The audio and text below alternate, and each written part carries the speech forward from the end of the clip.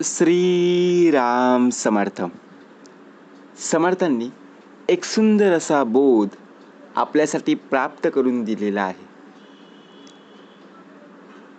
प्रत्यक्ष जर आपण पाहायला गेलो ना, सर्वजण बाहेरच्या दुनियेत या जगामध्ये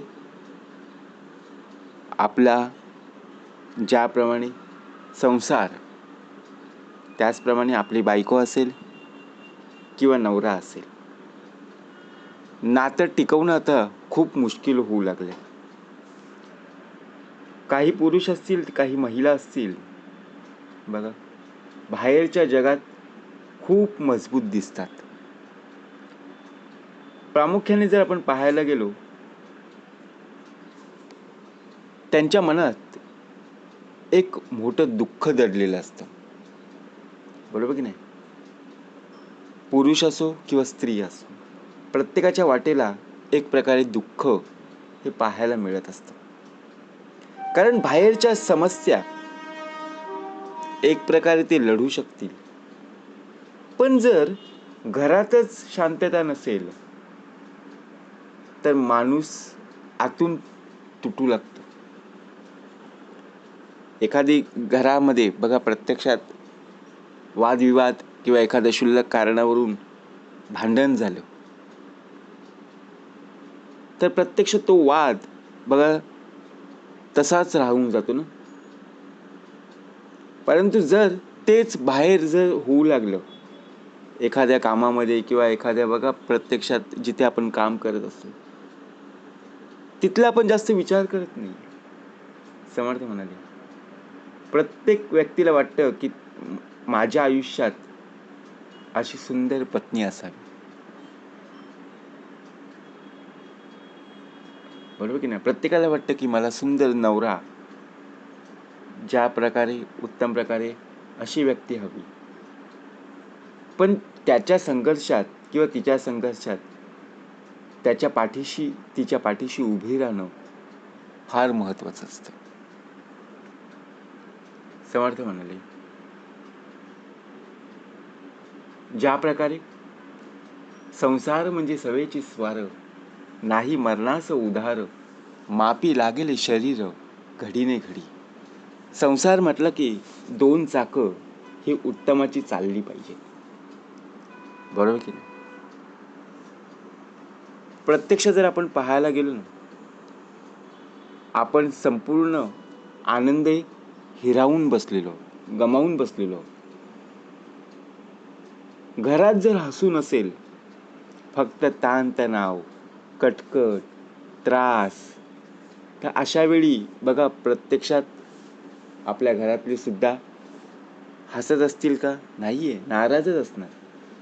परंतु आपण जर प्रत्यक्षात हसत असलो, आनंदी असलो, तर घरची मंडळी सुद्धा उत्तम प्रकारे आनंदी आणि हसताना दिसतील. त्यांच्या मनात जरी खूप वेदना असतील तरी त्यांच्या चेहऱ्यावर एक प्रकारे हसू असेल. म्हणून समर्थ म्हणाले, प्रत्येकाच्या आयुष्यात जर आपण पाहायला गेलो ना, अनेक प्रकारे संकट असतात, त्रास असतो. प्रत्येक गोष्टीवर भांडण आपण करत असतो. प्रत्येक छोट्या छोट्या गोष्टीवर आपण भांडण जर करत असेल तर घरातलं वातावरण नेहमी बघा तणावपूर्ण राहत असतं. आपल्यामध्ये बदल होणं गरजेचं आहे. छोट्या गोष्टी आपण वाद करत असतो, त्यामुळे काय होतं, जर आपण वाद करत राहिलो तर आपल्याच घरातील लोकांमध्ये कधी शांतता प्राप्त होणार नाही. आपण काय विचार करतो की मी एवढं कामावरून थकून येतो, मला घरामध्ये आराम मिळण्याऐवजी घरामध्ये कटकट पाहायला मिळते, ताणतणाव, चिंता. हळूहळू का होतं, त्यात ज्या प्रकारे मन आहे ना, त्या घरापासून दूर होऊ लागतं. मग याचा वाईट परिणाम कोणावरती होतो, तर प्रत्यक्षात आपल्या मुलांवरती, मुलींवरती होत असतो. म्हणून समर्थ म्हणाले, नात्यांमध्ये ज्या प्रकारे बघा एक प्रकारे प्रेमाऐवजी कटुता वाढू लागते, बरोबर की नाही? घर शांततेचं ठिकाण असायला हवं. घर आहे ना ते, एक प्रकारे मंदिर आहे. म्हणून सतत भांडण करण्याची सवय आपल्यामध्ये तरी नसावी. आपण काय करत असतो, कोणी काय केलं नाही तर लगेच आपण तक्रार करत असतो. घरातला आनंद जर हळूहळू नष्ट होत असेल, मग घरातली मंडळी सुखी होतील का? बरोबर की नाही? समाधानी राहतील का? नाही राहू शकत. प्रत्येक गोष्टीत काही ना काही आपण शोधत असतो. बरोबर की नाही? आणि आपण एकमेकांची किंमत कमी करतो. कशा प्रकारे? समर्थ म्हणाले, घरामध्ये पती पत्नीने समजून घेतलं पाहिजे. परंतु जर आपण बघा प्रत्यक्षात काय करत असतो, एकमेकांवरती टीका करत असतो, एकमेकांची किंमत कमी करतो आणि त्यामुळे आत्मविश्वास सुद्धा कमी होतो. ज्या प्रकारे आपण एखादी गोष्ट एखाद्याने केली की त्याचं कौतुक करता आलं पाहिजे.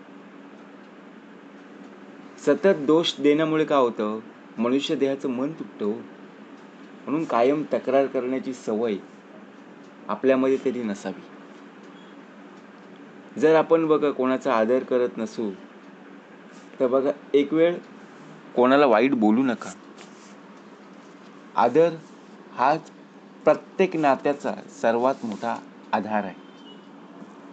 जेणेकरून जेव्हा स्वतःच्या घरातच बघा आपल्याला मान मिळत नाही ना, तेव्हा आपलंच मन दुखतं, खूप दुखतं की नाही? कारण का, आपल्याच घरात आपल्याला कोणी विचारत नाहीये. मग ज्या प्रकारे आपल्यामध्ये बदल होणं गरजेचं आहे, आपल्याला मनमोकळेपणाने वागणं खूप गरजेचं आहे. त्यामुळे दोघांमधलं जे प्रेम आहे ते उत्तम प्रकारे वाढलं पाहिजे. कारण आदर संपला की नातेही कमजोर होऊ लागतं. कारण का, कलियुग आहे. समर्थ म्हणाले, आपण एकमेकांची तुलना एकमेकांबरोबर करत असतो. बरोबर की नाही? जर आपण आपल्या पतीची तुलना इतर लोकांशी करत असू किंवा आपण आपल्या पत्नीची तुलना एकमेकांशी करत असू तर शेवटी मन दुखावणार आहे. अमुक व्यक्तीकडे इतका पैसा आहे, तो इतका कमवतो, त्या व्यक्तीकडे बघा बोलणं खूप उत्तमाचं आहे. म्हणजे आपण काय करत असतो, एकमेकांना त्रास देण्याचा प्रयत्न करत असतो. समर्थ म्हणाले, जो स्वतःला अपयशी समजू लागतो ना, हळूहळू त्याच्या मनात नकारात्मकता वाढत असते. बरोबर की नाही? मग दोघेही सुखी राहत नाहीये. म्हणून आपल्यामध्ये तुलना करण्याची सवय काढून टाका. सर्वात महत्त्वाचं म्हणजे जर आपण एखाद्या बघा कुटुंबाचा आपण अपमान करत असू तर शेवटी काय आहे, आपल्यावरती असणारे जे संस्कार आहेत ते कुठेतरी आपले कमी पडले. बरोबर की नाही? कारण आपल्या जीवनात आपले आई वडील खूप महत्त्वाचे आहेत. जेव्हा कोणी त्यांचा अपमान करतो तेव्हा ती गोष्ट आपल्या मनाला लागते. मग आपण एखाद्याच्या कुटुंबावर बोलणं, शेवटी ते सुद्धा बघा त्यांच्या सुद्धा मनाला लागणार की नाही? म्हणून समर्थ म्हणाले, कुणाच्याही अंतरी लागेल धक्का, ऐसी वर्तणूक करू नका आणि कोणालाही बोलू नका. प्रत्येक जण या कलियुगामध्ये जगत आहे. मानसिक ताण तणाव खूप आहे. घरातली नाती बिघडू लागलेली आहेत. लोकांमध्ये अंतर निर्माण होऊ लागलेलं आहे. आपला एकमेकांवरती असणारा संशय बघा कुठेतरी कमी झाला पाहिजे. बरोबर की नाही? कारण विश्वास हाच प्रत्येक नात्याचा सर्वात मोठा आधार असतो. कारण जेव्हा आपण विनाकारण वारंवार संशय घेतला की नात्यामध्ये आपोआप भेगा पडत असतात. म्हणून प्रामाणिकपणावर विश्वास ठेवला जात नाही आणि हळूहळू का होतं, प्रेम संपतं आणि एकदा का विश्वास तुटला की नातं सांभाळणं मग खूप कठीण होऊ लागतं. बरोबर की नाही? समर्थ म्हणाले, एकमेकांना समजून घेणं या कलियुगामध्ये फार गरजेचं आहे. जेणेकरून ऐकलं पाहिजे, बोललं पाहिजे, समजून घेतलं पाहिजे.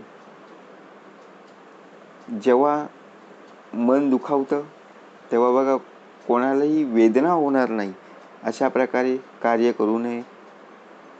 आणि ज्या प्रकारे बघा जर भावनांना समजून घेतलं नाही तर शेवटी नातं कमजोरच होणार आहे.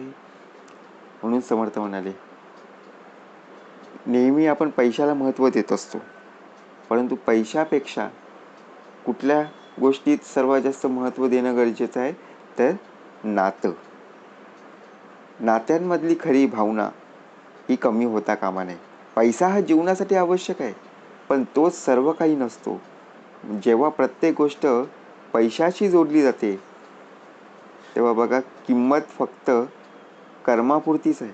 भावनिकदृष्ट्या रिकामा. बघा ज्या प्रकारे आपण पैशाला महत्त्व दिलं, परंतु पैसा हा सर्वस्व नाही आहे, बरोबर की नाही. नातेवाईक फार महत्त्वाचं आहे, म्हणून नातं टिकवणं फार महत्त्वाचं आहे. नातं जर टिकलं तर आयुष्य हे उत्तमाचं आहे. जय जय रघुवीर समर्थ.